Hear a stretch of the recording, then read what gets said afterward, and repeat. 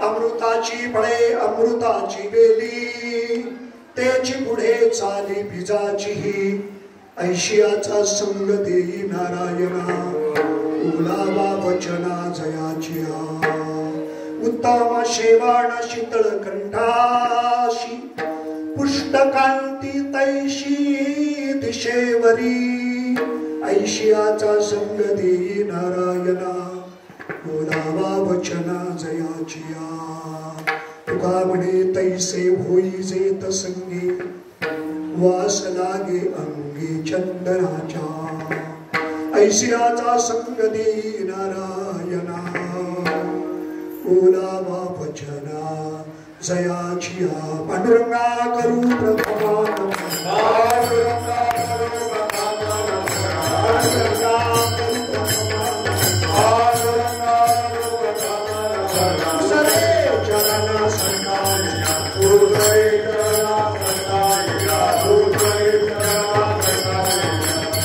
त्यांच्या उपादाने कथेचा विस्तार. बाबाजी सद्गुरु दास तुका. गुरुर ब्रह्मा गुरुर विष्णू गुरुर देवो महेश्वरः, गुरु साक्षात परब्रह्म तस्मै श्री गुरवे नमः. नमामि सद्गुरुं शान्तं सच्चिदानन्द विग्रहं, पूर्ण ब्रह्म परानन्दं ईशमानन्दी वल्लभम्. ज्ञानेश भगवान विष्णु निवृत्तिर्भगवान हरः, सोपानो भगवान ब्रह्मा ताख्या ब्रह्मचित्कला. मस्तक हे पायावरी वार करी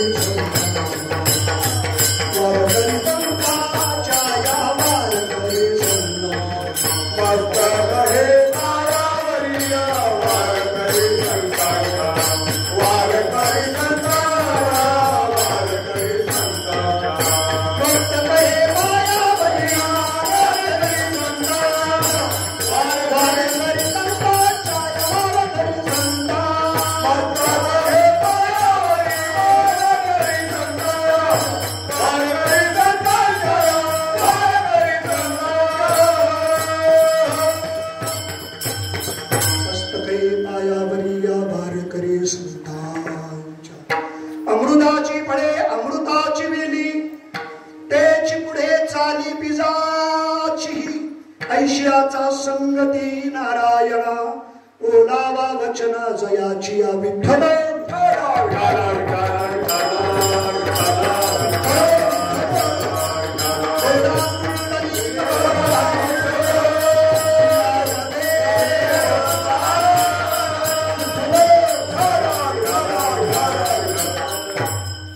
अमृताची फळे अमृताची वेली, तेची पुढे चाली बिजाची. ऐशियाचा संगती नारायणा, ओलावा वचना जयाची. प्रस्तुत प्राप्त वेळी प्राप्त प्रसंगी उपस्थित सर्व प्रभुप्रिय सज्जन, आनंद स्वरूपाच्या दृष्टीने आनंद स्वरूपाचं आनंदरूप साधन प्राप्त होऊन सर्व आनंदाच्या सध्याच्या सापेक्ष प्रवास करणारे सर्व आनंद यात्री, प्रथमतः आपल्या सर्वांच्या चरणाला स्पर्श करतो. समर्थ सद्गुरु सच्चिदानंद श्रीपाद बाबा, रामदास बाबा या थोर महात्म्यांच्या चरणाचा आश्रय करून तुमचं आमचं सर्वांचं हृदयस्थान, तुमचं आमचं सर्वांचं हृदय, तुमचं आमचं सर्वांचं अंतःकरण, कारण सद्गुरु हे सर्वांचं अंतःकरण आहे. ज्या अंतःकरणाची भूमिका ही विश्वाचं अधिष्ठान ब्रह्माच्या भूमिकेतून आहे. कारण संपूर्ण विश्व हे ब्रह्माचं अधिष्ठान आहे आणि संपूर्ण ब्रह्म या संपूर्ण विश्वामध्ये ब्रह्माचा आश्रय घेऊन संपूर्ण विश्वाची भूमिका आहे. त्याच भूमिकेतून आपलं अंतःकरण आपल्या दृष्टीने संपूर्ण विश्व आहे आणि त्या अंतःकरणातलं अधिष्ठान म्हणजे ब्रह्म हे प्रत्येकाचं स्वरूप आहे. म्हणून प्रत्येकाचं अंतःकरण समर्थ सद्गुरु सच्चित आनंद स्वरूप सद्गुरू सच्चिदानंद पांडुरंग दादा मडके दादांच्या या पवित्र पुण्यस्मरणाच्या निमित्तानं 3 दिवसापासून आयोजित संकल्पित हा दादांच्या पुण्यस्मरणाचा हा पुण्यस्मरण सोहळा आणि या पुण्यस्मरणाच्या सोहळ्यामध्ये कीर्तन, प्रवचन, हरिपाठ, काकड आरतीचं भजन या वेगवेगळ्या उपक्रमानं आपण या पवित्र पुण्यस्मरणाच्या निमित्तानं आपल्या प्रत्येकाच्या जीवनामध्ये उपसंहार साधण्याचा प्रयत्न करतो आणि खऱ्या अर्थानं पुण्यतिथीच्या स्मरणाच्या निमित्तानं महात्म्यांच्या पुण्यस्मरणाला उपस्थित राहायचंय. महात्म्यांच्या पुण्यस्मरणाला येत असताना महात्म्यांच्या पुण्यस्मरणानं आपलं जीवन हे कृतार्थ करण्याकरता पुण्यस्मरणाच्या निमित्तानं उपस्थित राहायचं. हा पुण्यस्मरणाचा सोहळा दादांकरता नाही, महात्मा पुण्यस्मरणाच्या सोहळ्याच्याच निमित्तानं सिद्ध होत नाही. अगोदरच ज्यांनी सिद्ध भूमिका प्राप्त केलेली आहे, अगोदरच सोप्या भाषेमध्ये तुम्ही ज्याला मरण म्हणता, वास्तवता मरण हा विषय साधूचा नाही, मरण हा विषय महात्म्यांचा नाही. मरण ही महात्म्यांची साधन आहे. परत बोलतो, मरण ही महात्म्यांची साधन आहे. मरण हे महात्म्यांचं साध्य नाही. मरण तुमचं आमचं साध्य आहे आणि त्याच्याकरता कथा, कीर्तन, प्रवचन हे त्याच्याकरता आपण साधन म्हणून वापरले. कारण जे आपल्याला सध्या स्वरूप जाण्याकरता, साध्यरूप होण्याकरता जे आपण साधन स्वीकारलंय तेच साधन म्हणजे कीर्तन आहे, तेच साधन म्हणजे प्रवचन आहे, तेच साधन म्हणजे आपलं चिंतन आहे. प्रवचन म्हणजे चिंतन आहे, कीर्तन म्हणजे चिंतन आहे आणि डोळे झाकून बसणं म्हणजे चिंतन आहे. या सर्व वेगवेगळ्या भूमिका आपण ज्या पद्धतीनं आपण चिंतन करतो, या सर्व भूमिका त्याच पद्धतीनं चिंतनात येण्याकरताच खऱ्या अर्थानं हे कीर्तन, प्रवचन. खऱ्या अर्थानं सर्वांना चिंतनात यायचंय. इथं दादांच्या या पुण्यतिथीच्या निमित्तानं उपस्थित राहताना पहिल्यांदा त्या स्थानावर गेल्यानंतर त्या स्थानाचा परिणाम इथं प्रत्येकानं या भूमीमध्ये पदार्पण केल्याबरोबर या भूमीचा परिणाम प्रत्येकाच्या अंतःकरणावर होतो म्हणण्यापेक्षा तो झालाच पाहिजे. मी बोलत नाही, ज्ञानोबाराय चिंतन करतात. भूमीचे मार्दव सागे गोभाची लवलव. कारण भूमीची शक्ती, भूमीचा परिणाम जसं त्या पिकाच्या रूपानं तो व्यक्त होत असतो, त्या रोपाच्या रूपानं, अंकुराच्या रूपानं ती भूमीतली शक्ती ही व्यक्त होत असते. तसं चिंतनानं कीर्तनकार व्यक्त होत असतो आणि जे व्यक्त होणं यालाच कीर्तन, प्रवचन म्हणतात. मूळ भूमिका साध्य करून व्यक्त होणं चिंतन आहे का? मी चिंतनच करणारे भक्त आणि चिंतनाकरता आपल्या प्रत्येकाचे अंतःकरण या चिंतनाच्या भूमिकेत आले पाहिजे. मी उपदेश करण्याकरता उभा नाही, उपदेश करण्याचा माझा अधिकार नाही. आणि कधी कधी कीर्तन हे उपदेश म्हणून ठरत नाही, तर कधी कधी कीर्तन हे प्रत्येकाच्या दृष्टीने चिंतन असतं. उपदेश करणारी कीर्तन वेगळी आहे. चिंतन प्रत्येक चिंतनात येण्याकरता वेगवेगळी कीर्तन आहेत. जसं तुकोबराईच्या अभंग गाथामध्ये काही अभंग उपदेश करण्याकरता आहेत, काही अभंग उपदेश न करता, काही अभंग स्वतःची मूळ स्थिती ती सिद्ध करणारे, त्याला स्थितीपर म्हणा. काही अभंग अद्वैत भूमिका साधणारे, काही अभंग नाम साधनाची व्याप्ती सांगणारे, काही अभंग ही नाम साधनाची व्याप्ती वाढवून त्या नामाची भूमिका आपल्या जीवनामध्ये स्वीकारून नामानं आपलं जीवन, नामाचा स्रोत प्रगट करण्याकरता काही अभंग आहेत, ते नामपर अभंग आहे. अशा वेगवेगळ्या भूमिकेतून अभंग आपल्या समोर तुकोबारायचे अभंग गाथा वेगवेगळ्या अभंगाच्या रूपानं, हे अभंगाचे प्रकरण तुकोबारायनं तयार केलेले नाहीत. परत ऐका, मी म्हणतो ज्यांनी हे अभंगाचे प्रकरण तयार केले असतील, आपल्यासारख्या कीर्तनकारावर त्यांचे अनेक उपकार आहेत. कीर्तनकाराला त्या अभंगापर्यंत जाताच आलं नसतं जर प्रकरण जर नसते. परंतु हे प्रकरण मात्र तुकोबाराने तयार केलेले नाही. तुमची क्षमा मागून बोलतो. विधीच्या संबंधानं प्रवचन किंवा कीर्तन जर असेल तर बहुसंख्य बहुतांशी याच्यासाठी गेला होता तास. बहुतांशी हा अभंग पुढे आल्याशिवाय राहत. त्याच्यामुळे ऐकणाराचा असा भावच तयार झालेला आहे का हा अभंग प्रत्येकाचा भाव असा तयार.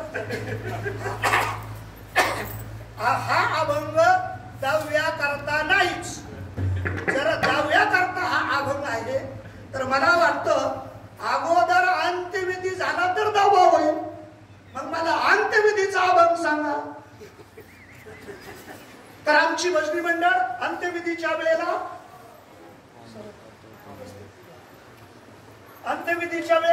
आमची भजनी मंडळी त्या मढ्याजवळ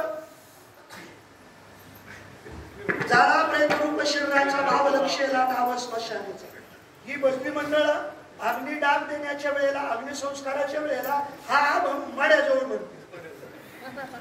म्हणजे यांचा प्रत्येकाचा भाव असा तयार झाला का हा अभंग मड्या करताय.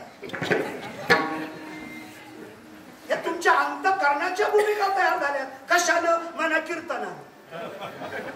कारण ह्या अभंगच कीर्तनाला त्याच वेळेला येतात ना. म्हणून आपल्या प्रत्येकाची भूमिका ती झालेली आहे. हा अभंग मड्या करता नाही, हा अभंग जिवंत माणसाचा. टाळ्या वाजवू नका. टाळ्या जर वाजल्या ना तर तुमच्या शब्दानं तुमच्या अंतःकरणाचा भाव तयार झाला ना, तो समजायचा उतू घ्या. ही टाळ्या वाजण्याची परंपरा नाही. हे कीर्तनकाराचं कौतुक बंद करा. विठ्ठला विठ्ठला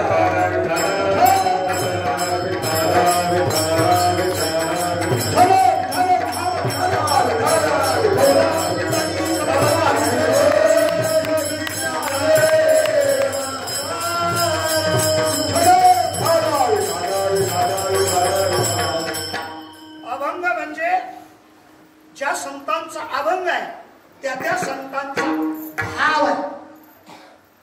अभंग म्हणजे ज्यांचा अभंग आहे त्या संतांचा तो भाव आहे. आणि तो भाव शब्दाच्या रूपानं तुमच्या आमच्या करता प्रकट झाला. चिंतन ऐका. ज्यावेळेला अंतःकरण ही अव्यक्त भूमिका आहे. ऐका, अंतःकरण ही अव्यक्त भूमिका आहे. म्हणून परमात्म्याचं वास्तव्य, कारण परमात्मा अव्यक्त आहे म्हणून परमात्मा अव्यक्ताचा आश्रय करून राहतो. परत ऐका, मंदिर व्यक्त आहे म्हणून मंदिरात मूर्तीच्या रूपानं परमात्मा व्यक्त म्हणजे मूर्तीच्या रूपात राहतो. मंदिर जसं व्यक्त भूमिका आहे, मंदिर जसं दृश्य भूमिका आहे, मंदिर जसं व्यक्त दृश्य आणि मंदिर हे डोळ्याला दिसतं. मंदिर डोळ्याला दिसतं, मंदिरात दृष्टिक्षेपात मंदिराची भूमिका आहे तीच आतमध्ये मंदिराची भूमिका आहे. आणि जशी मंदिरात मूर्ती आहे ती मूर्ती आहे. मूर्ती म्हणजे व्यक्त परमात्मा, मूर्ती म्हणजे दृश्य परमात्मा, मूर्ती म्हणजे सगुण परमात्मा, मूर्ती म्हणजे तटस्थ परमात्मा. या परमात्म्याच्या दोन भूमिका आहेत, व्यक्त अव्यक्त, दृश्य अदृश्य, सगुण निर्गुण, स्वरूप आणि तटस्थ.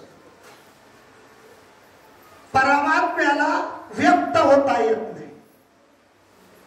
परमात्म्याला व्यक्त व्हायचं असेल तर त्याला संत रूपात यावं लागतं. कारण संत हे तुमच्या आमच्या करता व्यक्त झालेले आहेत.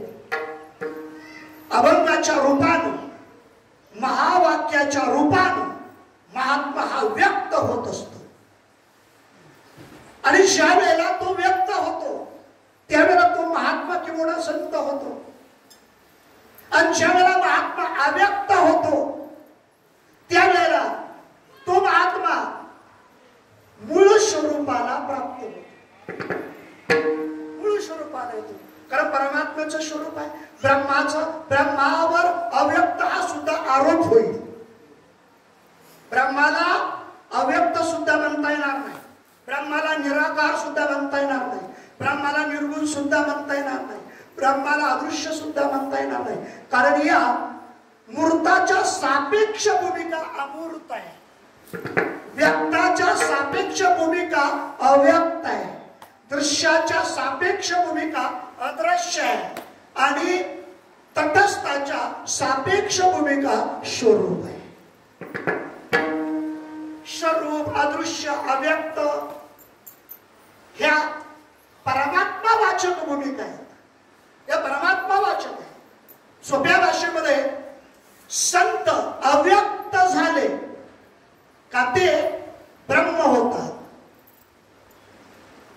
आणि ब्रह्म व्यक्त झालं का ते संत होत. म्हणून सगळ्यांच्या प्रमाणातलं अभंग आहे ब्रह्ममूर्ती संत. मला वेळही वाढवायचा नाही. काय ब्रह्ममूर्ती संत, ब्रह्माचं मूर्त स्वरूप, ब्रह्माचं मूर्त रूप म्हणजे संत. परत ऐका, जिथं नामाचा आकाराचा संबंध येतो, नामाला आकाराला अनुसरून जिथं गुणाचा संबंध येतो, म्हणून महात्म्यांचे दोन गुण सांगितलेले. पुण्यस्मरणाच्या निमित्ताने कीर्तन आहे. महात्म्यांचे दोन गुण सांगितलेले. जे शरीर धारण केलं त्या शरीराच्या संबंधाने एक गुण आणि जे महावाक्य त्या महावाक्याला अनुसरून दुसरं गुण. दुहीकडे पाहे, तुकोबरांची भूमिका आहे. दुहीकडे पाहे आणि त्याचा सिद्धांत सांगितला तुका आहे तैसा आहे. या दोन्ही भूमिका सांगितल्या. दोन्हीकडे पाहे. तुकोबरांचे हे दोन्ही अंग आहेत. दोन्ही अंग तुकोबरायचं शरीराला अनुसरून संसाराचं अंग म्हणजे संसाराचं गुण हे तुकोबरायचं अंग आहे. आणि दुसरं महावाक्यानं स्वीकारलेलं जो गुण हे दुसरं गुण. म्हणून तुकोबरायानं आपल्या या महावाक्याला अनुसरून हे दुसरं गुण सांगितलेलं आहे.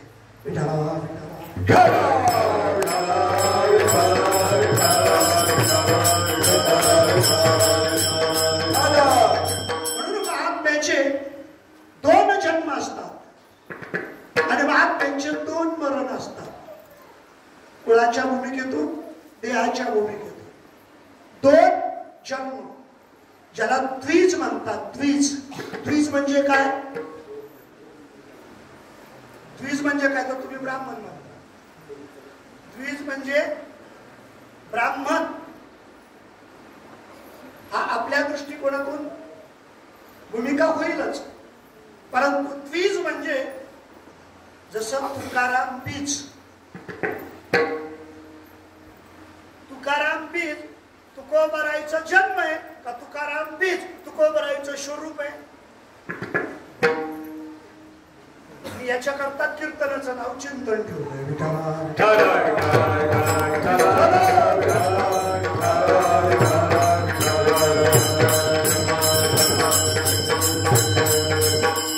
बाकीच्या सगळ्या समाधीला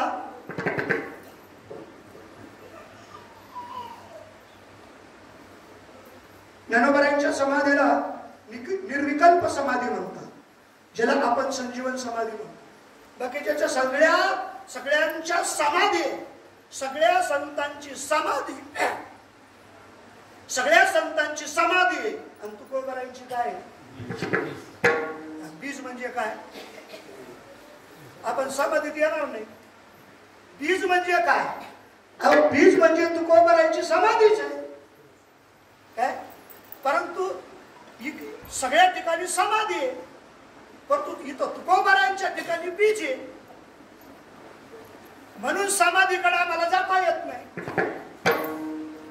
आम्हाला कसं जाता येत नाही? आम्ही बाकीच्या समाध्या म्हणतो, कारण बाकीच्या समाधीकडे जातो, कारण काही समाधी सविकल्प आहे. ऐका, काही समाधी सविकल्प आहे आणि काही समाधी निर्विकल्प आहे. निर्विकल्प समाधी आणि सविकल्प समाधी ही महात्म्याची भूमिका समजतो. फक्त मला महात्मा सिद्ध करायचं आहे, अमृत या पदाने आणि चिंतनाला कीर्तनाला पूर्ण विराम द्यायचा. कारण मला माहित आहे तुमची आज म्हणण्यापेक्षा इथं तुमची बैठक पाहून पहिला प्रश्न मला तयार झाला. सकाळपासूनची बैठक जर पाहिली तर या बैठकीपासून प्रश्न आम्हाला तयार झाला. आमची तुम्ही कीर्तन ठेवली काय, याच्याबद्दल तुम्हाला धन्यवाद देतो. परंतु याच्यातून प्रत्येकाच्या अंतःकरणाच्या भूमिकेचा विचार करावा लागतो. मित्रा संजीव भाऊ या दृष्टीने असा एक या पुण्यस्मरणाच्या निमित्ताने एक निरोप देऊन जातो. तो निरोप आहे आणि तो माझं मत समजा. हा पुण्यतिथीचा सोहळा खऱ्या अर्थानं तेवढ्या करता करायचा आहे. मग ते तर आपण एकाग्र अंतःकरण करोनी सद्गुरु स्मरण अनुभवीचे ज्ञानोबारायांच्या भूमिकेमध्ये तेवढ्या करता हा समाधी सोहळा आहे.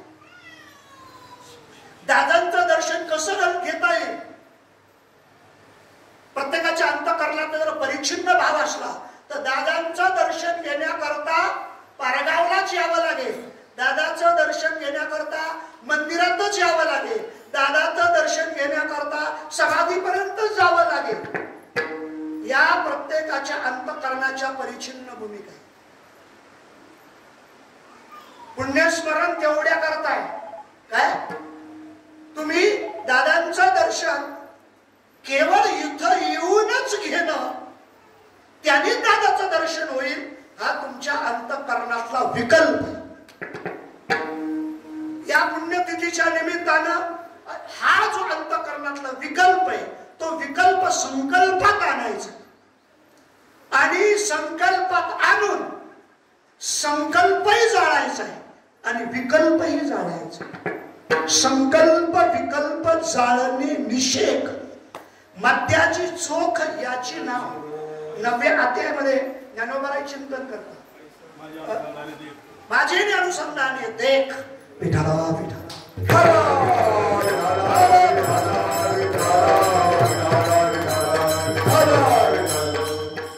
महात्म्यांचं दर्शन, सद्गुरूंचं दर्शन आपण जिथं आहोत आपल्याला तिथं घेता येईल. आपण जिथं आहोत तिथं घेता येईल. तेवढ्या करता आपलं अंतःकरण त्या भूमिकेत आणायचं. अंतःकरण म्हणजे मन, बुद्धी, चित्त आणि अहंकार. ऐका,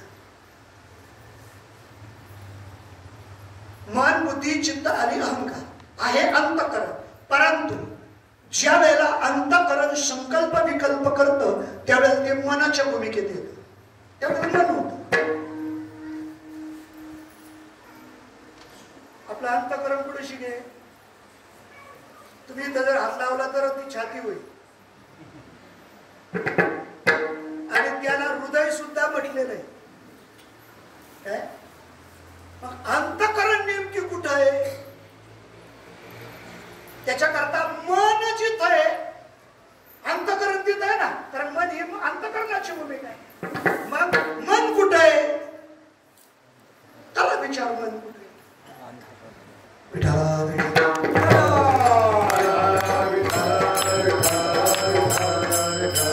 तर एका बाजूला मन म्हणून त्याला बोट केलं, स्पर्श केला, तर चित्त कुठे आहे? बर, मन, चित्त आणि तिसरी भूमिका बुद्धी कुठे आहे? जर बुद्धी म्हणा तर आम्ही बुद्धी म्हणता म्हणता व्यवहारात बुद्धी हा शब्द वापरताना त्याच्याकरता बुद्धी लागते. म्हणजे आपण डोक्याकडे नेतो, म्हणजे प्रत्येकाची भूमिका आहे. बुद्धी इतर आहे. काय मी अंतःकरणाची भूमिका सांगतो. ती मन अंतःकरणाची भूमिका आहे, चित्त अंतःकरणाची भूमिका आहे, बुद्धी अंतःकरणाची भूमिका आहे, अहंकार अंतःकरणाची भूमिका आहे. पहिल्यांदा हे अंतःकरण कुठं आहे? ऐका, अंतःकरण ज्या वेळेला संकल्प विकल्पात येतं त्यावेळेला मन होतं. ती मनाची भूमिका आहे.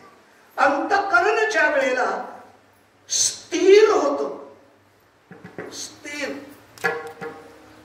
साधनात बैठक चिंतन एवढ्या करताय बरं. कीर्तन प्रवचनानं अंतःकरण विकल्पित झाले. व्यासपीठावरून बोलतोय आणि दादांच्या पुण्यतिथीच्या निमित्तानं बोलतोय. मी तुमची क्षमा मागणार नाही. काय कीर्तन प्रवचनानं आमची अंतःकरण स्थिर होत नाही. आम्हाला हा पुण्यतिथीचा सोहळा, आम्हाला प्रत्येक भूमिकेतून आम्हाला कार्य या भूमिकेकडे यावं लागेल. कारण कार्याचं रूपांतर कार्यक्रमात झालं. मग ते कार्यक्रम कीर्तन या प्रवचन या कार्याचं रूपांतर कार्यक्रमात झालं आणि कार्यक्रमानं कार्य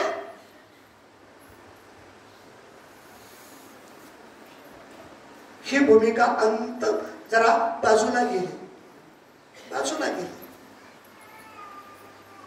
इथं कार्याच्या भूमिकेतून ज्या महात्म्यांचं पुण्यस्मरण आहे, का त्यांचंच पुण्यस्मरण होतं, का पुण्यस्मरण करायचं, का आपण सगळे या पुण्यस्मरणाच्या निमित्तानं आपण का जमा झालो,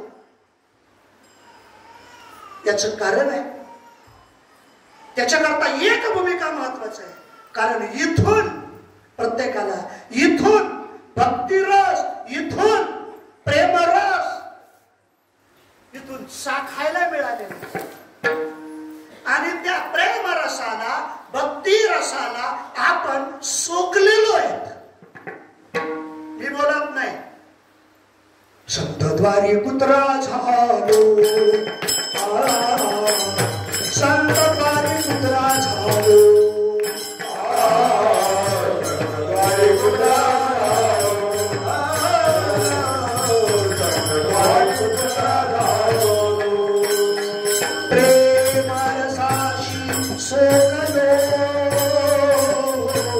प्रेमरसाशी सोकलो, भुंकत भुंकत करालो, आले भुंकत भुंकत करालो,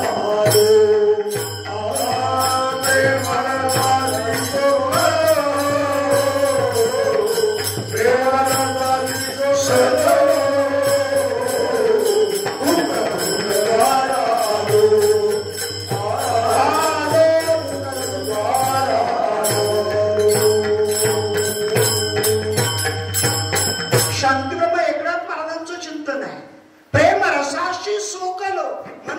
भुंकत करालो, ही भूमिका अपेक्षित भूमिका आहे. कुत्रा ही भूमिका उपेक्षित नाही.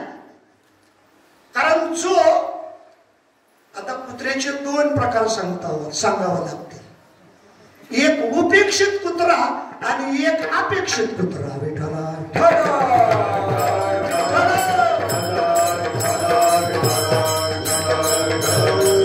कारण अपेक्षित कुत्रा नेहमी मालकाला अनुसरून असतो. मी मालकाला लोंढा बोलतो असं म्हणत नाही, तो मालकाला अनुसरून असतो नेहमी. अपेक्षित कुत्रा कारण तेवढ्या करता तिने दार धरलेलं असतं मालकाचं काय. आणि जो उपेक्षित आहे त्याला दार कळत का, त्याला तुकडा कळतो का. कोणाला मी कुत्र्याला म्हणतो, ते तिकडं गावाच्या बाहेर नादी लागले, तिकडं विषयाच्या नादी लागले. विषय ओढी भुलले जीव, कोणया तायाची करील जीव.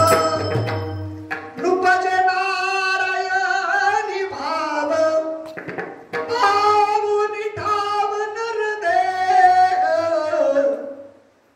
विषय ओढी भुलले जीव, कोणा तायाची करील जीव.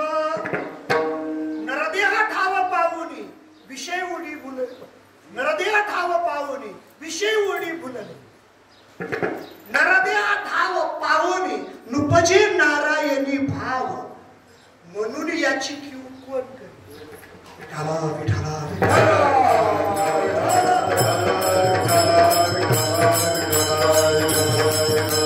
हा उपेक्षित कुत्रा, त्याला तुकडा कळत नाही, त्याला तुकडा कळत नाही कारण तिकडं हाडाच्या नादी लागलंय.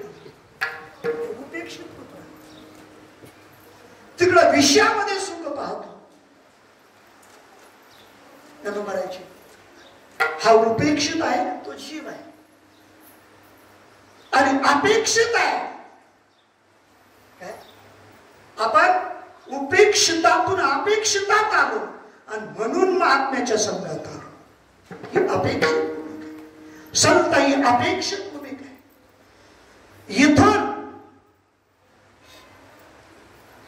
पाहिलेल्या कुत्रा त्याने मालकाचं द्वार धरलंय, त्याला बोलवावं लागत नाही, त्याला निमंत्रण लागत नाही, त्याला निरोप लागत नाही. पाळलेल्या कुत्र्या मालक जेवायला बसला, कुत्र दारात, पाळलेलं म्हणतोय. हा मोकार कुत्र्याचा विषय. का दारात आला तो, का दार धरलंय. प्रेम रसाशी तिथून तुकडा मिळालेला आहे आणि त्या तुकड्याला प्राप्त होऊन, मिळालाच नाही, मिळणं, प्राप्त होणं आणि तुकड्याला अनुसरून राहणं.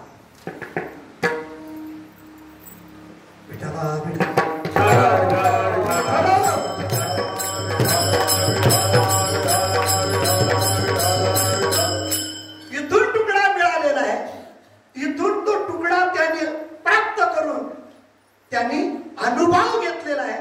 प्रेम रस त्यांनी अनुभवलेला आहे, म्हणून तेवढ्या करता तो तिथपर्यंत आलेला आहे. एक भूमिका. विठाला विठाला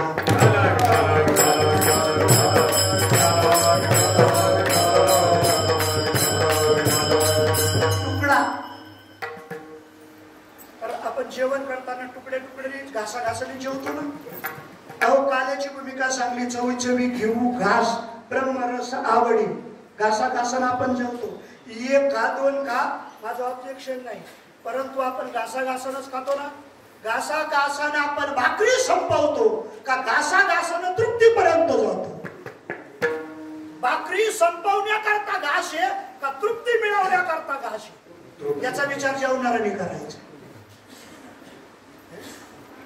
त्याला युक्तिवादाचं चिंतन करायचं ठरलं तर घास घेऊन आपण आतापर्यंत भाकरीच्या निमित्तानं आपण पोते संपवले, धान्य संपवलं, तृप्ती मिळाली का हा प्रश्न आहे. मी बोलत नाही, पांगळा प्रकरणामध्ये याचं चिंतन केलं. या पोटा कारणे गा झालो पांगी पोट भरलेलं नाही नव्हे नव्हे या पोटा कारणे गा पांगुळा झालो नाही भूमिका लक्षात येणार या पोटा कारणे गा पांगुळा झालो देवा या पोटा कारणे गा आंधळा झालो देवा या पोटा कारणे गा मुका झालो देवा या पोटा कारणे बैरा झालो मुका झालो बैरा मुका झालो बैरा झालो आंधळा झालो पांगळा झालो या सगळ्या भूमिका अतृप्त आहेत काय पांगळा ही अतृप्त भूमिका आहे आंधळा ही अतृप्त भूमिका आहे मुका ही अतृप्त भूमिका आहे बैरा ही अतृप्त भूमिका आहे वारकरी मालिकेमध्ये हा जे काकड आरतीचं भजन आहे ना त्याच्यात हा अभंग येतात ना आंधळा आणि पांगळा फक्त सहज मी आंधळा गा एवढाच अभंग फक्त बाजूला करायचा हा तृप्तीची शुद्धता करणारा अभंग तेवढाच अभंग संत अवस्था त्या संत अवस्थेचं चिंतन करणारा फक्त तेवढाच अभंग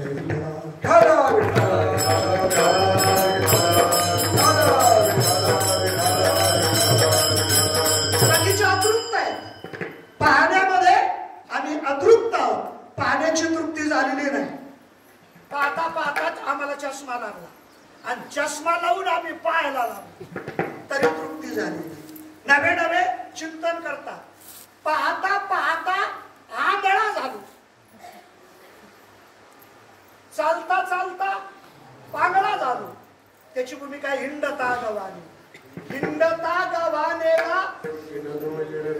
पांगुळा झालो देवा गवाने गा म्हणजे अनेक योनीत फिरलो आणि फिरून फिरून पांगळा झालो तुमचे गुडघे कशाने दुखायला लागले बसून बसून का चालून चालून तुम्हाला चष्मा कसा लागला पाहून पाहून म्हणजे पाहून पाहून अतृप्त पाहण्याची तृप्ती झाली नाही म्हणजे आंधळा चालण्यातली परिपूर्णता झाली नाही म्हणून पांगळा मी तिथपर्यंत पोहोचलो नाही भरपूर चाललो अनेक जन्मात चाललो परंतु तिथपर्यंत पोहोचलो नाही या सगळ्या भूमिका पाहतो मी सगळ्या भूमिका त्याच्याकरता अतृप्त अतृप्त ही जीव ही अतृप्त आहे आणि त्याला तृप्तीपर्यंत जायचे मग त्याला तृप्तीपर्यंत नेणारा कोण आहे म्हणून दाते हो दान करा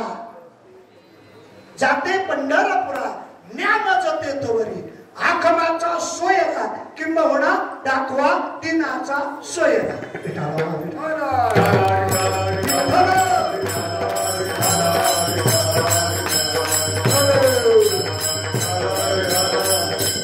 तेवढ्या करतात मिळोबाराय चिंतन करतात संत रूपे तुम्ही धरा संत रूपे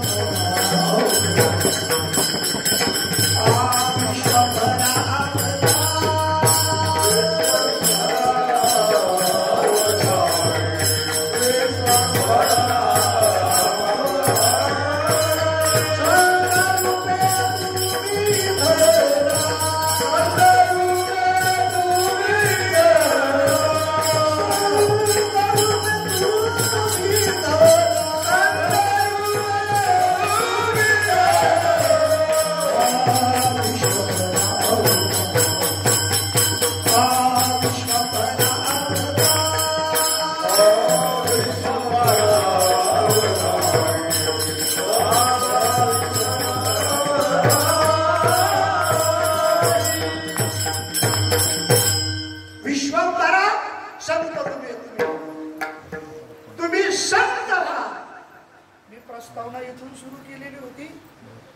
अव्यक्त परमात्मा व्यक्त होण्याकरता त्याला संत रूपात यावं लागतं विठ्ठला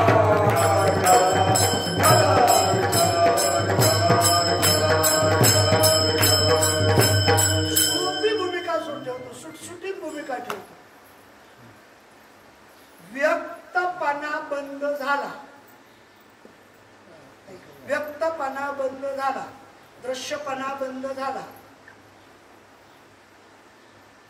का तो अदृश्यात जातो, तो अव्यक्तात जातो. म्हणजे तो बोलण्याच्या पलीकडे जातो. बोलण्याच्या पलीकडे गेला, शब्दाच्या पलीकडे गेला. कारण बोलण्याकरता वाणी असावी लागते, बोलण्याकरता वाणी असावी लागते. आणि वाणी करता शब्द प्रमाण मानलेलं आहे. आणि वाणी 4 प्रकारच्या सांगितल्या: परा, पश्यंती, मध्यम आणि वैखरी. या 4 वाणी सांगितल्या. परंतु तो अव्यक्त जर झाला तर तो वाणीत राहत नाही. तिथं वाणीच राहत नाही. तुका म्हणे वाणी गेली आता घेऊन धनी, किंबहुना समर्पिली वाणी पांडुरंग घेते धनी. तिथं वाणी राहिलं नाही, तिथं शब्द राहिला नाही, काय तिथं निर्देश राहिला नाही. ही कोणतीच भूमिकडे, याच्या पलीकडे अव्यक्त. अव्यक्त झाला का तो आपल्या मूळ स्वरूपाला प्राप्त होतो. बोलणं संपलं, पाहणं संपलं, ऐकणं संपलं, चालणं संपलं. परत बोलू का? बोलणं संपलं, पाहणं संपलं, ऐकणं संपलं. बोलणं संपलं, पाहणं संपलं, ऐकणं संपलं, चालणं संपलं. व्यवहार शून्य अवस्था म्हणजे तो आपल्या स्वरूपात जातो. समाधी म्हणजे काय? दादाची समाधी होती. समाधी म्हणजे काय? अरे हीच भूमिका. तो मूळ स्वरूपात जातो. अव्यक्त झाला का तो स्वरूपात जातो. आणि अव्यक्त का? कारण व्यक्त होता म्हणून त्याला अव्यक्ताची गरज आहे. सापेक्ष भूमिका, सापेक्ष. व्यक्त होता म्हणून अव्यक्त आहे, दृश्य होता म्हणून अदृश्य आहे, तटस्थात होता म्हणून स्वरूपात आहे. या महात्म्याची भूमिका आहे बरं. आणि महात्म्याची भूमिका परमात्म्याच्या स्वरूपाला अनुसरून आहे.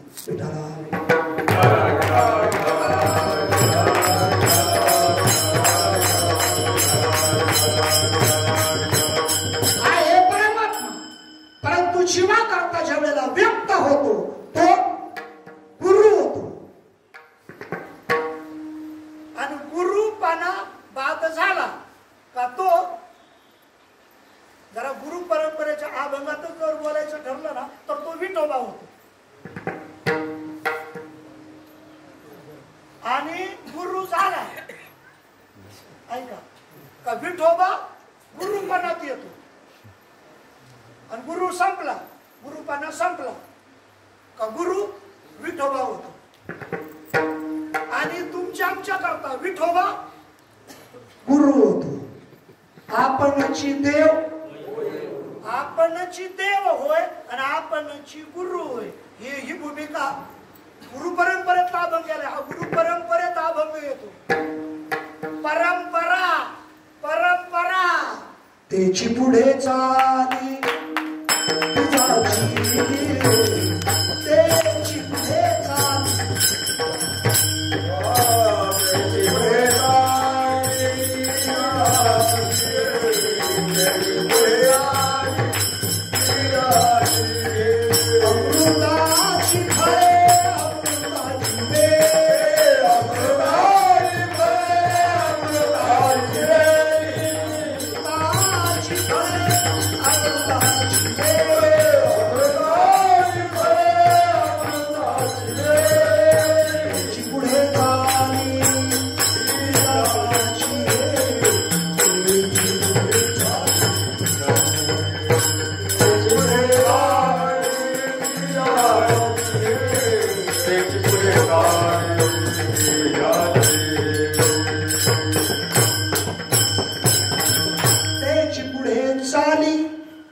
चाली म्हणजे परंपरा. आपली कोणती परंपरा आहे? गुरु परंपरा. मी म्हणतो पत्रिकेवर ह टाकलंच नाही पाहिजे. हरिभक्त परायण टाकायचंच नाही, गुरु भक्त परायण. कारण ही परंपरा गुरुभक्तीची परंपरा आहे. आपण ती गुरुभक्तीची परंपरा स्वीकारलेली आहे. आपली भक्ती गुरु साक्षात परब्रह्म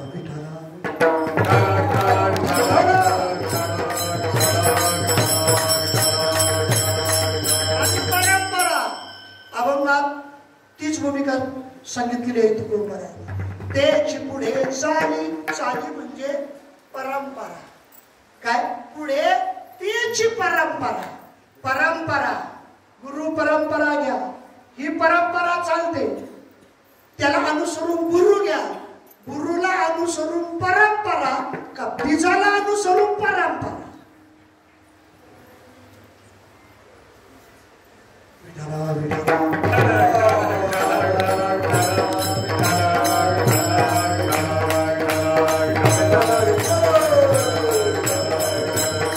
चिंतन करा. गुरुला अनुसरून परंपरा का बीजाला अनुसरून परंपरा.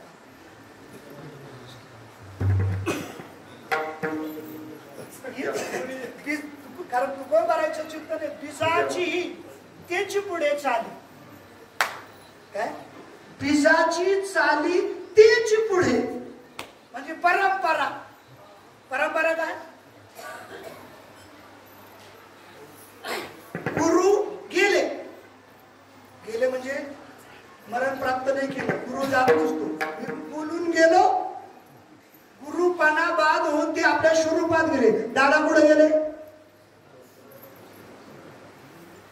पुढे गेले म्हणण्यापेक्षा पुढे अहो म्हणणं स्वरूपात आहे.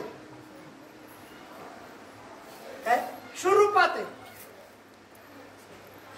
अगोदर व्यक्त होते ते आता अव्यक्त आहे. अव्यक्त होते ते अव्यक्तात आहे म्हणजे स्वरूपात आहे. स्वरूपाकार होणं कारण परमात्म्याची स्वरूपाकार स्थिती म्हणजे महात्मा. वाक्याला कठीण वापरलं परत बोलतो. परमात्म्याची स्वरूपाकार भूमिका म्हणजे महात्मा आहे. आत्मा परमात्मा महात्मा आणि याला जोडून तुमच्या करता बोलतो हुतात्मा. आत्म्याच्याच भूमिका आहे.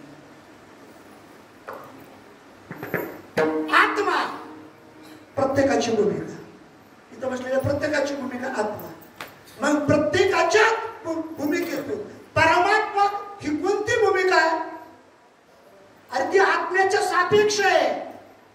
आत्म्याच्या सापेक्ष आहे. आणि आत्मा आणि परमात्मा या दोन्हीची भूमिका ही महात्म्यातून सिद्ध होते. म्हणून महात्मा ही व्यापक भूमिका आहे. व्यापक भूमिका. महात्मा नस्तुमाम पार्थ. पार्थ अर्जुना अगोदर महात्मा ओळखून घे. कारण माझं व्यापक स्वरूप तुला महात्म्यांच्या अधिकारातून तुला कळेल. काय महात्म्यांच्या अधिकारातून कळेल मी कोण आहे. मी कसा आहे. तुझ्या रथावर सारथी झालो ना. मला तू रथापुरता आणि एवढ्या पुरता मला पाहू नको. मी कसा आहे. विश्वरूप दर्शन 11व्या अध्यायामध्ये परमात्म्याने विश्वरूप दर्शन धारण केलं का परमात्मा असणारा परमात्मा. परमात्म्यानं अर्जुनाला विश्वरूप दर्शन दिलं का विश्वरूप दर्शनाची दृष्टी दिली. मला माहिती तुम्ही आता बस तुम्हाला या भूमिकेत आणायचे कीर्तन एवढीच भूमिका तुम्ही माझ्यावर सोपवली. परत बोलतो गीतेमध्ये 11वा अध्याय विश्वरूप दर्शन. भगवंताने विश्वरूप धारण केलं का अर्जुनाला विश्वरूप दर्शनाची दृष्टी दिली. अरे तुमचा प्रबोध काय सांगतोय. बाबा सांगायचे तुमच्या नाकातला श्वास तुमच्या पुरता का जगभर. महात्म्यांचं वाक्य तुमच्या पुरता का जगभर. मग तुम्ही तुमच्याच पुरते आहेत का जगभर. अरे तुम्ही विश्व तुम्हाला विश्वरूपात तुमचा प्रबोध तीच भूमिका सांगतोय. परमात्म्याची परिचिन्न भूमिका म्हणजे आत्मा. आणि आत्म्याची व्यापक भूमिका म्हणजे परमात्मा. या दोन्ही भूमिका अनुभवात कुठून येतात? म्हणा महात्म्याकडून. सोपी बघा, ही महात्म्याकडून या भूमिका. महात्मा या दोन्हीलाही पूरक आहे, आत्म्यालाही पूरक आहे आणि परमात्म्याला पूरक आहे. म्हणून महात्म्यांच्या मुखातलं पहिलं महावाक्य आहे तत्त्वम अशी. इथून सुरू झालं की नाही तुमचा प्रवास? इथून सुरू झालं की नाही तुमचं चिंतन? तत्त्वम अशी. आता तुमचं चिंतन तत् या पदार्था करता का तुमचं चिंतन त्वम या पदार्था? तुमचं चिंतन तुमच्या करता का परमात्म्या करता? झोपा झोपा, झोपलेलेच बरे. विठला विठला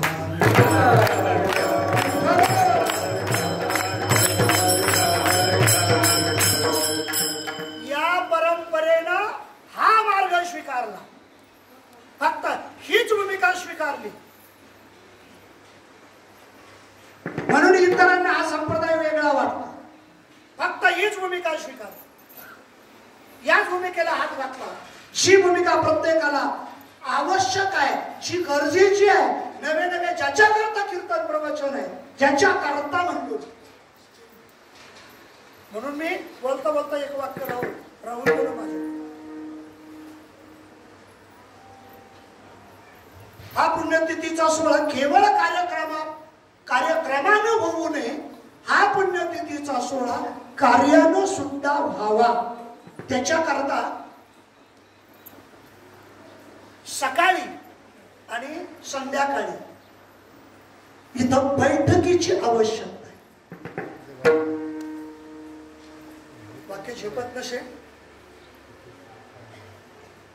ऐकू येत नसेल, ऐकण्याकरता जड जात असेल तर ती मी मागं घेतो. परंतु हा जो महात्मा इथं समाधिस्थ झाला ना, या महात्म्याने जे कार्य केलंय ना, या महात्म्याने कीर्तन केले नाही. म्हणून बोलतो हे मंदिर कीर्तनकाराचं नाही. परत आहे, हा महात्मा कीर्तनानं लोकात गेलेला नाही. हा महात्मा प्रत्यक्ष कार्यानं प्रत्येकापर्यंत गेलेला, घराघरापर्यंत कार्यानं गेला. आम्ही कीर्तनानं प्रसिद्ध आहे. आम्ही तुम्ही आम्हाला कीर्तनानं ओळखता. ज्यांचं पुण्यस्मरण आहे त्यांची ओळख कीर्तनानं नाही, प्रवचनानं नाही. त्यांची ओळख प्रत्यक्ष कार्य आहे. जे कार्य त्या महात्म्यांनी केलं, प्रत्येकाला अनुभव आहे. माझं बोलणं नवीन नाही, मी नवीन नाही बोलत नाही. माझं बोलणं नवीन नाही आणि मी नवीन नाही. तुम्हाला ठाईचे नवीन हो गडी, आपण एकमेकाला नवीन नाही. माझं बोलणं तुम्हाला कदाचित नवीन वाटत असेल, नवीन नाही. ज्याची गरज आहे, दादाची परंपरा चालू आहे ना, कार्य चालू आहे ना, मग कार्याची दादांचा जोर बैठकीवर जास्त असायचा. आहेत ना साक्षीला, आहेत नाही, आम्ही त्याचे साक्षी आहेत. आणि माझ्या बोलण्याला प्रमाण असतील जुनी मंडळी काही, नाही तर प्रत्यक्षात संजू होईल. आई साहेब आहे, बैठकीवर जास्त बैठक. म्हणजे माझं बोलणं तुमच्या अंतःकरणामध्ये विकल्प तयार होऊ देऊ नका. झाला तर तुम्ही मला बोलू नका. परंतु त्या महात्म्यांचं कार्य सांगतोय, कारण ज्याच्याकरता पुण्यतिथीचा सोहळा आहे. म्हणून एक वाक्य बोलून गेलो, हा पुण्यतिथीचा सोहळा महात्म्या करता नसून हा पुण्यतिथीचा सोहळा तुमच्या आमच्या करता, असं सगळ्यांचा भाव असतो. आपल्या करता आहे. 12व्या अध्यायामध्ये ज्ञानोबा चिंतन करतात.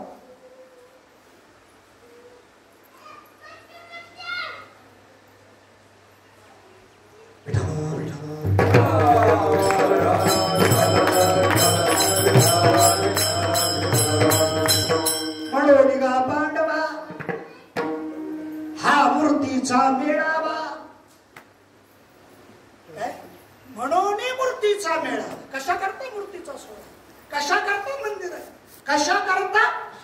अरे ही भूमिका महात्म्यांचं कार्य करण्याकरता आणि या मंदिराचं फळ हे कार्य. माझा विषय आहे तेची पुढे चाली. तुकोबारायांनी एक रूपकातून एक दृष्टांत दिला. अमृताची फळे,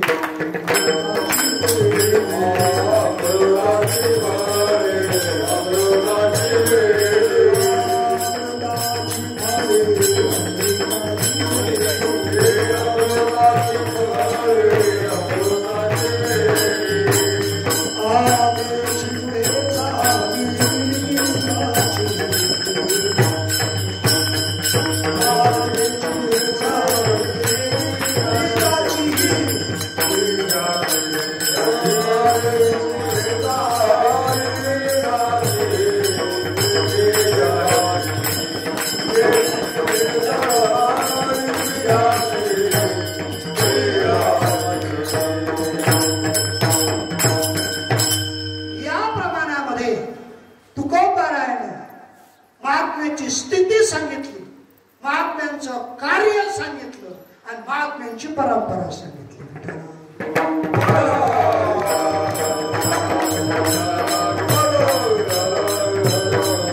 जी महात्म्याची स्थिती आहे त्यालाही अमृत म्हटलेलं आहे. ऐका शेवटचे 10 मिनिटं. जी महात्म्याची स्थिती आहे त्यालाही अमृत म्हटलेलं आहे. महात्म्यांचं कार्य त्यालाही अमृत म्हटलेलं आहे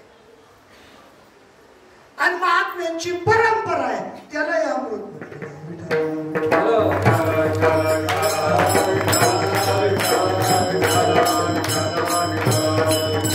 याला सोडून जरा वेगळी भूमिका सांगायची असेल तर आनंद हे आपलं प्रत्येकाचं स्वरूप आहे.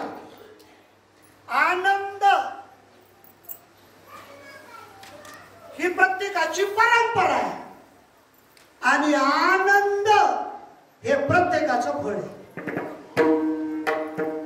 आनंदाची अंग आनंदाची, आनंदुरे आजी आनंदुरे, सभाई अभ्यंतरी अवघा परमानंद.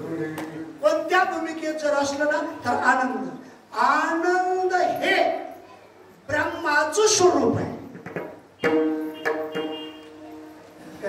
आनंद ब्रह्मेती काय, म्हणून प्रत्येकाचं स्वरूपही आनंद आहे, प्रत्येकाची परंपरा आनंद आहे आणि प्रत्येकाचं साध्य म्हणजे फळही आनंद आहे. तत्वात तुकोबाराय चिंतन करतात. ज्यांची स्थिती महात्मा, ज्यांची स्थिती अमृत आहे,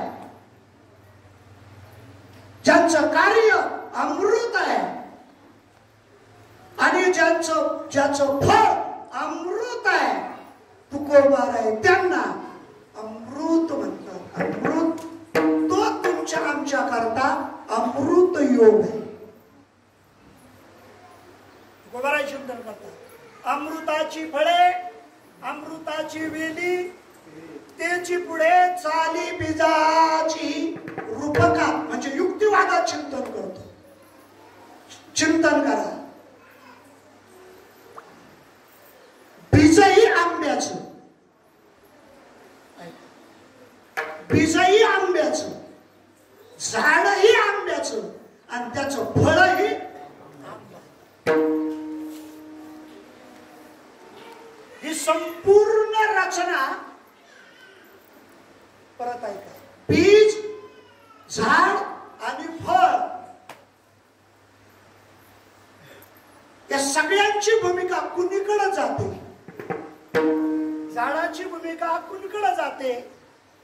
आता झाडाला अनुसरून जरा 1 मिनिट बोलावं लागेल. झाड म्हणजे मूळ, खोड, फांद्या, पानं, फुलं, याला झाड म्हणा. या झाडाची भूमिका कुणीकडे जाते? सोप्या भाषेत तुम्ही आंबा लावला, कशा करता?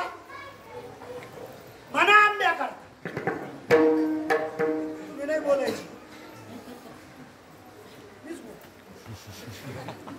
आंबा लावला कशा करता? मन आंब्या करता. मग आंबा लावला त्याला आंबा आला. तुम्हाला फळ साधलं, परंतु परंपरा कशाला म्हणतात? झालं आम्हाला फळ मिळालं, परंतु झाड फक्त तुम्हालाच फळ मिळण्याकरता येतात. झोपले का काय?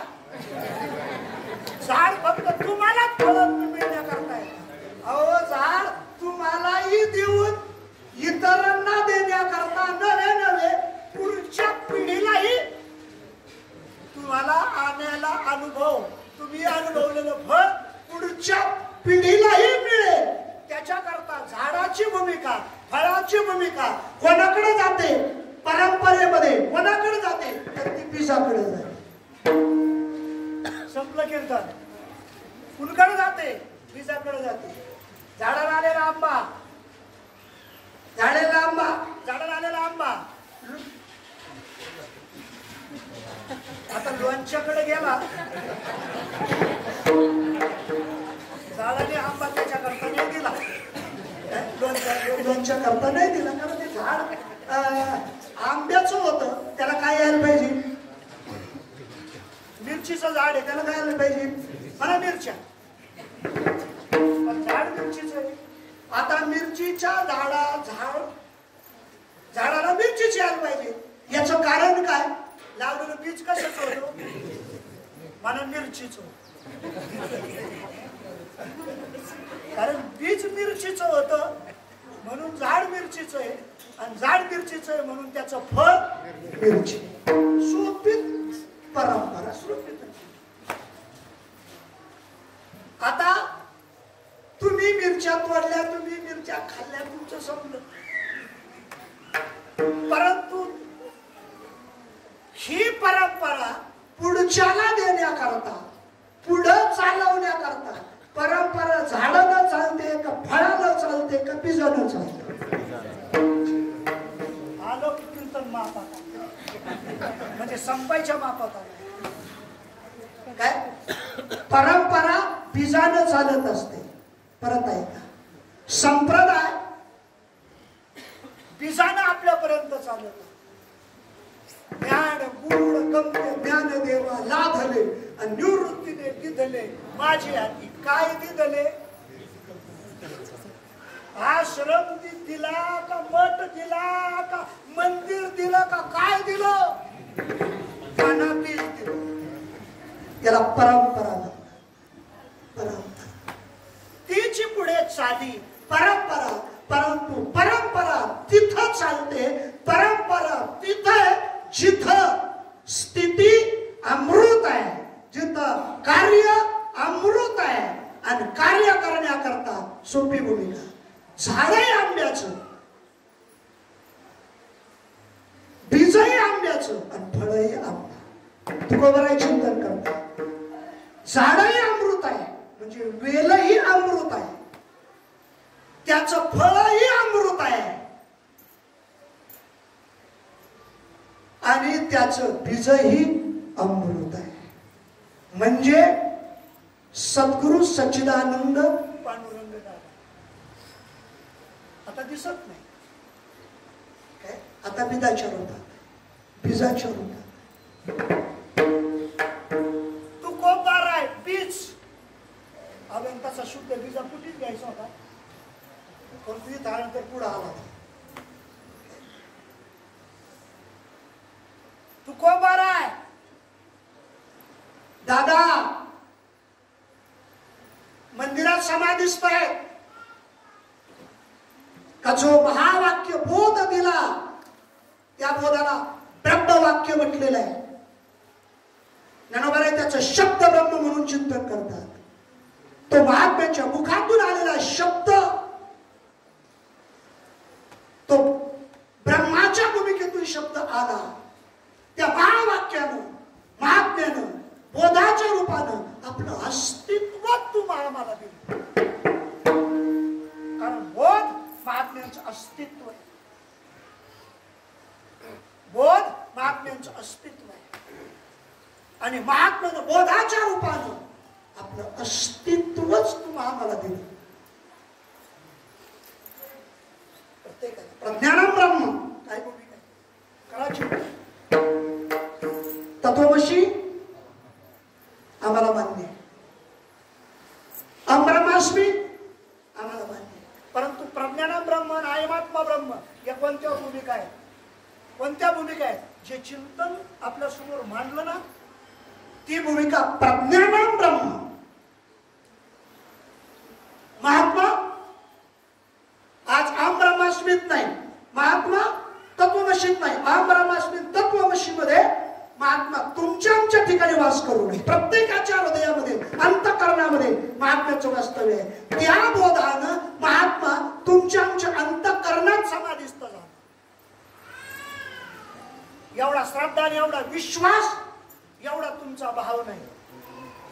परंतु महात्मा तुम्हाला बोध दिला ना, बोधाच्या रूपानं तुमच्या जवळ महात्म्यानं तुमच्या जवळच महात्मा आहे. फक्त अनुभूतीला त्या अनुभवात या. मी बोलून गेलो मग देत आपण एकाग्र अंतःकरण करोनी सद्गुरु स्मरण अनुभवजे. महात्म्यांची स्थितीच अमृत म्हणजे शब्दकोशामध्ये जर चिंतन केलं अइतिमृता,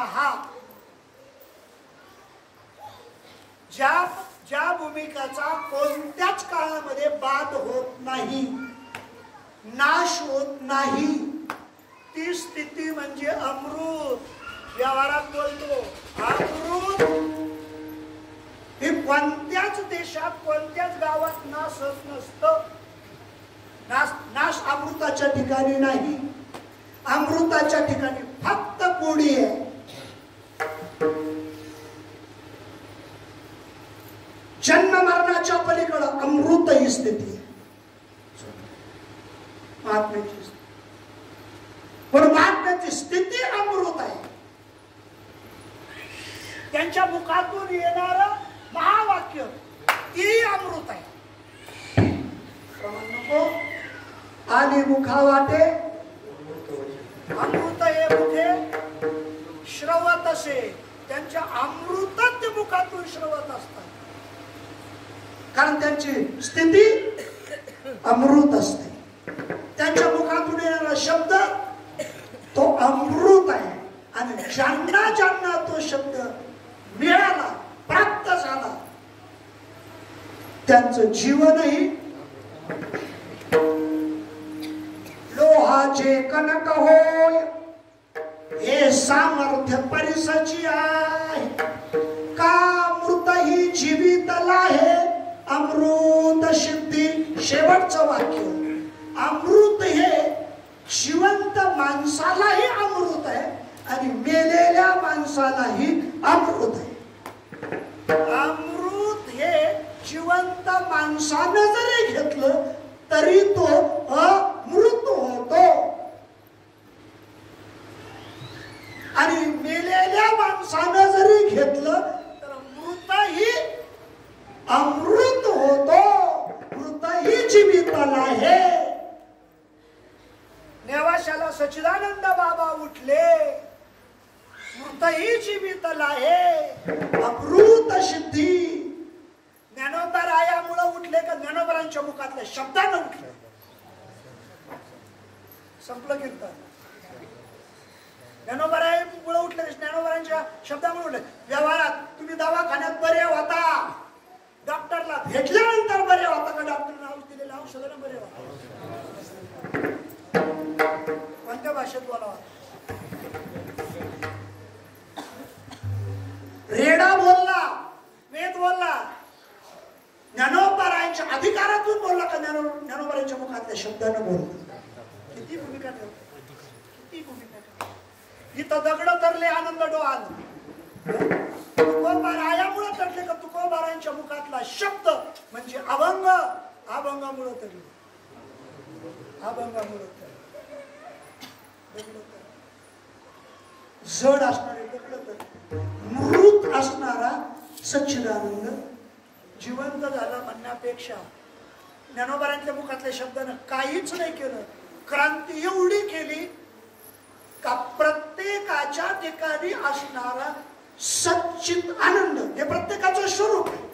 त्या स्वरूपाला जो जागृती देणार पद जे आहे, जागृती देणारा जो शब्द आहे, सच्चित आनंद, या प्रत्येकाच्या स्वरूपाला जागृती देणार जे पद आहे, जागृती देणारा जे पद आहे, जागृत करणारा जो शब्द आहे, त्या शब्दालाच अमृत म्हटलं.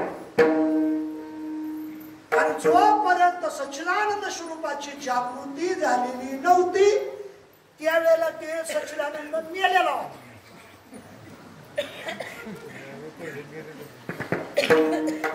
आणि नेवाशावाले सच्चिदानंदाला जाळायला निघाले. गोविंदरावला गणपतरावला नाही, गावडे बाबाच्या भाषेत गणपेला गुण दिला नाही, सच्चिदानंदाला जाळायला. समाज साधा नाही, सच्चिदानंदाला जाळायला निघाला. परंतु योग ज्ञानोबरायांची भेट झाली आणि ज्ञानोबरायांच्या मुखातला शब्द त्या सच्चिदानंदाच्या कानात पडल्यावर काना वचनाची ते वस्तू होऊन उठे. काय सच्चित आनंद या स्वरूपाला जागृती दिली आणि सच्चित आनंद स्वरूप हे प्रत्येकाचं अमृत आहे. त्याला अमृत संजीवनी म्हटलं. स्वरूपानं कुणीच मरणार नसतं, फक्त त्या स्वरूपाची जागृती देणार महाज्ञाचं महावाक्य असतं. म्हणून त्या शब्दालाही अमृत म्हटलेलं आहे, त्यांच्या जीवनालाही अमृत म्हटलेलं आहे, त्यांच्या कार्यालाही अमृत म्हटलेलं आहे आणि त्यांच्या परंपरेलाही अमृत म्हटलेलं आहे.